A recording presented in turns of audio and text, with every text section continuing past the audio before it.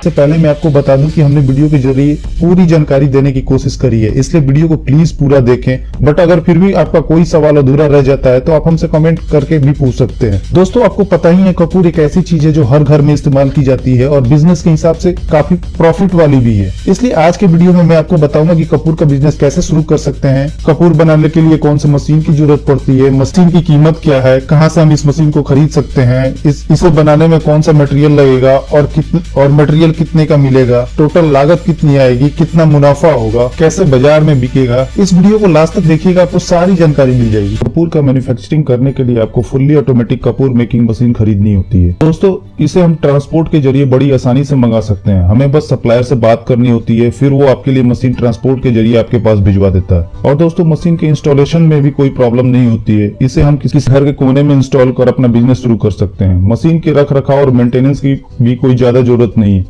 Machine को इस तरह से डिजाइन किया गया है कि जल्दी इसमें कोई दिक्कत नहीं आती है। बहुत से लोग इसे काफी सालों से चला रहे हैं और अगर कोई छोटी मोटी प्रॉब्लम आती भी है तो आप इसका पार्ट्स कुरियर के जरिए मंगा भी सकते हैं।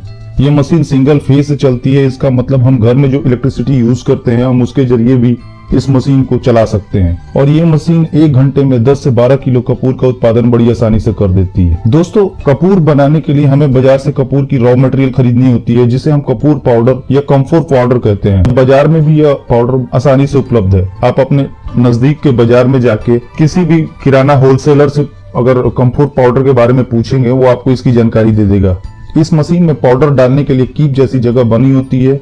पाउडर को इस कीप के माध्यम से मशीन के अंदर डालते हैं। पाउडर डालने के लिए आप अपने हाथ या किसी बर्तन का भी इस्तेमाल कर सकते हैं। जैसा कि आपको वीडियो में दिख रहा है, छोटे बड़े आकार में या मोटे पतले आकार में कपूर बनाने के लिए मशीन में विभिन्न साइज की डाई लगी होती है। अपनी आवश्यकता अनुसार डाई को बदलकर कपूर का आकार बदला जा सकता है। यानी अगर आप छोटा कपूर चाहते हैं तो आप छोटे कपूर की डाई लगा सकते हैं, या बड़ा कपूर चाहते हैं तो आप बड़े कपूर की डाई लगा सकते हैं। इसके बाद मशीन का पावर स्विच ऑन करके कपूर को बनाना हम शुरू कर लेते हैं। मशीन चालू हो जाने के बाद समय समय पर मशीन में कम्फर्ट पाउडर डालते रहते हैं और कपूर बनता रहता है। इसके बाद उसे हाथ से हटाकर किनारे कर लेते हैं। इसके बाद बने हुए कपूर को आप डिब्बे में या प्लास्टिक में पैकिंग कर आसानी से बाजारों में बेच सकते हैं। इस बिजनेस को महिलाएं भी आसानी से घर पर कर सकती हैं। इस मशीन को चलाने के लिए आपको कोई ट्रेनिंग की जरूरत नहीं है, क्योंकि ये चलाने में बहुत ही आसान है और कोई भी इसे बड़ी आसानी से चला सकता है। दोस्तों, इस बिजनेस को करने में हमारा टोटल इन्वेस्टमेंट कितना का आएगा? इसके लिए हमें सबसे पहले एक फुल्ली ऑटोमेटिक मशीन खरीदनी होगी और इस कपूर को बनाने में हमारी टोटल कॉस्ट 10 रुपए पर केजी के आसपास आएगी, जिसमें आप इलेक्ट्रिसिटी,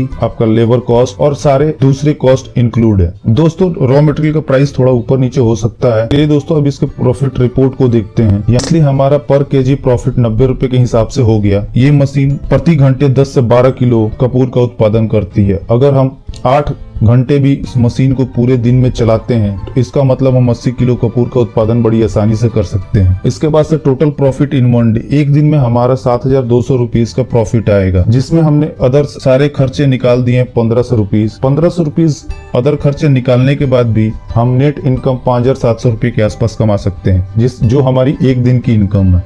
अगर इसे ही महीने की इनकम कैलकुलेट करें तो ये टोटल 1,71,000 रुपए का महीने का इनकम होगा। दोस्तों, इस बिजनेस को करने के लिए हमें पैकिंग मटेरियल कौन कौन सा ले सकते हैं? हम प्लास्टिक के जार ले सकते हैं, प्लास्टिक पॉलिथीन ले सकते हैं, या हम कलरफुल डब्बे का भी यूज कर सकते हैं, जो देखने में काफी आकर्षक होगी और कस्टमर को ज्यादा लुभाएगी। हम तीन तरीकों से इस कपूर को पैक कर सकते हैं। दोस्तों, हम इसकी मार्केटिंग कैसे करें? सबसे बड़ी बात यही है जाती है कि अगर आपका प्रोडक्ट बन गया हो, अगर बिक नहीं रहा हो मार्केट में, तो बहुत मुश्किलों का सामना करना पड़ता है। तो दोस्तों, इसके लिए हमें थोड़ी मेहनत की जरूरत होगी। जैसे जैसे हमारा प्रोडक्ट मार्केट में बिकना शुरू होगा, एक बार अगर हमारे प्रोडक्ट ने मार्केट पकड़ लिया, फिर उसको बेचने में कोई दिक्कत नहीं आएगी। हम इसे दोस्तों 3 तरीके से बेच सकते हैं। डोर टू डोर सेल, इसका मतलब हम दुकान पे जाके भी इसको बेच सकते हैं, या फिर हम डायरेक्ट किसी ऐसे डिस्ट्रीब्यूटर को पकड़े जिसके अंतर्गत उस एरिया की काफी सारी दुकानें आती हैं, उसके जरिए भी हम अपने प्रोडक्ट को भी सेल कर सकते हैं, या फिर हम अपने प्रोडक्ट को ऑनलाइन भी बेच सकते हैं। आजकल बहुत सारी ऐसी ऑनलाइन कंपनियां हैं जो ग्रोसरी दूसरी